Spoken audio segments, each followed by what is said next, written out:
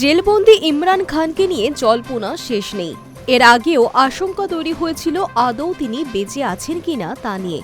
সে যাত্রা বোনের সঙ্গে দাদা ইমরানের সাক্ষাতের পর কিছুটা নিশ্চিন্ত হয়েছিলেন তার অনুগামীরা, কিন্তু ফের নতুন করে তাকে নিয়ে সংশয় তৈরি হলো তার ছেলেদের মন্তব্যে।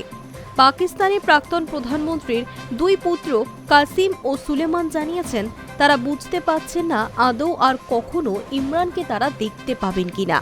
সেই সঙ্গেই তাদের দাবি ডেথ সেলে মানসিক অত্যাচারের সম্মুখীন পিটিআই প্রতিষ্ঠাতা। কাসিম সুলেমান দুজনেই জানিয়েছেন প্রায় 1 মাসের বেশি হয়ে গিয়েছে তারা তাদের বাবাকে দেখতে পাননি। গত 2 বছর ধরে তাকে একটি সেলের একা রাখা হয়েছে। একে ডেথ সেল বলেই অভিহিত করছেন তারা। কাসিমের কথায় এই মুহূর্তে পরিস্থিতি থেকে বেরিয়ে আসার কোনো পথই দেখা যাচ্ছে না।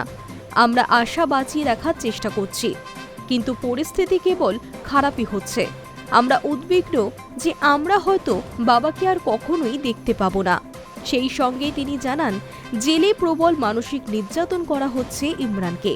প্রাক্তন পাক প্রধানমন্ত্রী আদৌ বেঁচে আছেন কিনা তা নিয়ে আগেও সংশয় তৈরি হয়েছিল। কার্যত আলটিমেটাম দেয় ইমরানের দল পিটিআই সদস্য সমর্থকেরা। ইসলামাবাদ হাইকোর্ট ও আদিয়ালা জেলের বাইরে প্রতিবাদ মিছিলের ডাক দেওয়া হয়।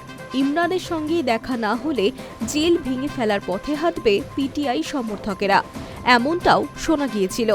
এই পরিস্থিতিতেই মঙ্গলবার দুপুরের দিকে ইমরানের বোন উজমাকে দেখা করার অনুমতি দেয় রাওয়ালপিন্ডির আদিয়ালা জেল কর্তৃপক্ষ।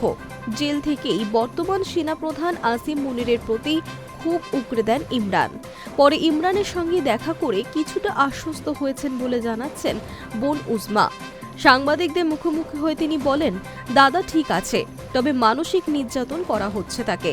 সারাদিন ওকে বন্ধ করে রাখা হয় একটা কুঠুরিতে, কারোর সঙ্গে কথা বলতে দেওয়া হয় না। Hi news network.